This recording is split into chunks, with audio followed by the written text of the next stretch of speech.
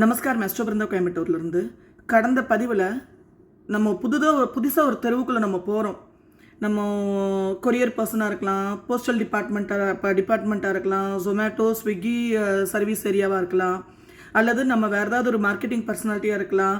ஒரு பிஸ்னஸ் ரீதியாகவோ பர்சனல் ரீதியாகவோ ஒரு புது இடங்களுக்கு நம்ம விசிட் பண்ணலாம். நிச்சயமாக நம்ம எந்த வீதிக்கு செஞ்சாலும் அந்த வீதியில் அந்தந்த வீதியுடைய தெருநாய்கள் இருப்பாங்க. அது அவங்களோட டெரிட்டரி. அப்போ அந்த இடத்துல போகும்போது நம்ம ரியாக்ட் பண்ணணுமா ரெஸ்பாண்ட் பண்ணணுமா அப்படிங்கிறத கடந்த பதிவில் பார்த்தோம்.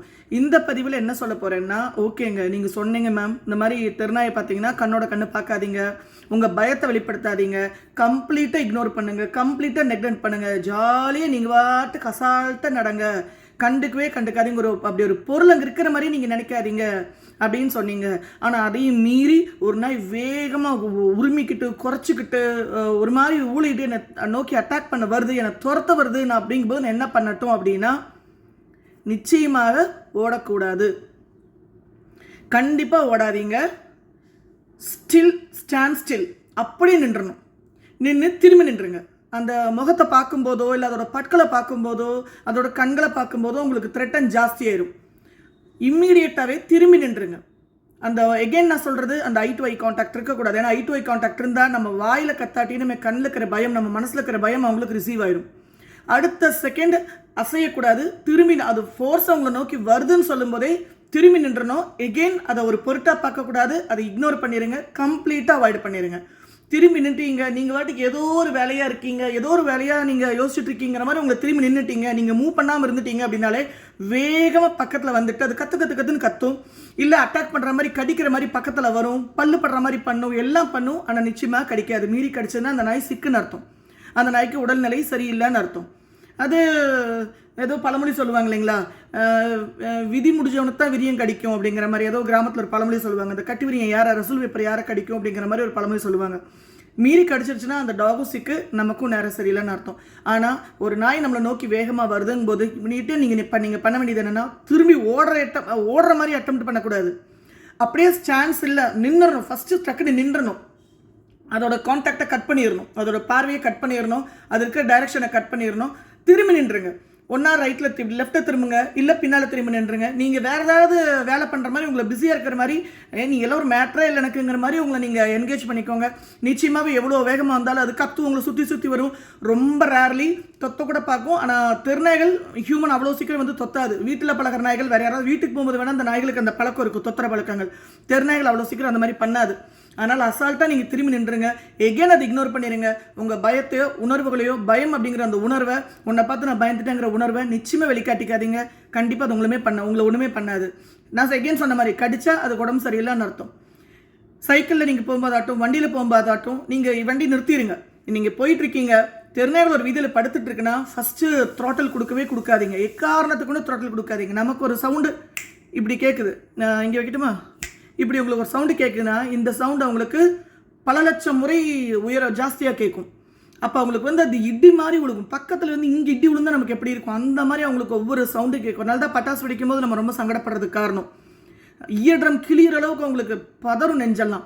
அப்போ அந்த நீங்கள் த்ராட்டல் கொடுக்குறீங்க, வண்டியில் டர்னு ஆக்சிலேட்டர் கொடுக்குறீங்க, அந்த புல்லட் சவுண்டு, அந்த எக்ஸ்ட்ராடனரிய சைலன்ஸ் எல்லாம் வச்சுக்கிட்டு நீங்கள் ஓட்டுவீங்க பார்த்தீங்களா, அந்த சவுண்டு அவங்கள அசாதாரணமாக த்ரெட்டன் பண்ணும்.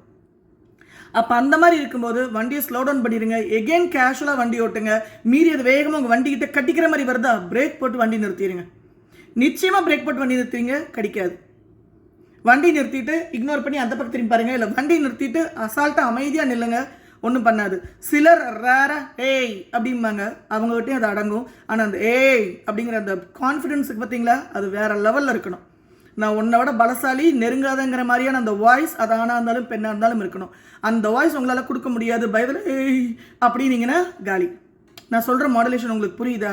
உங்களால் தைரியமாக டேய் அப்படின்னு சொல்ல முடியுதா? சொல்லுங்கள். ஆட்டோமேட்டிக்காக நின்றுவாங்க. அசையாமல் நீங்களும் நில்லுங்க. வண்டி ஆஃப் பண்ணிடுங்க, சைக்கிள் ஆஃப் பண்ணிடுங்க, ஸ்டாப் பண்ணிடுங்க.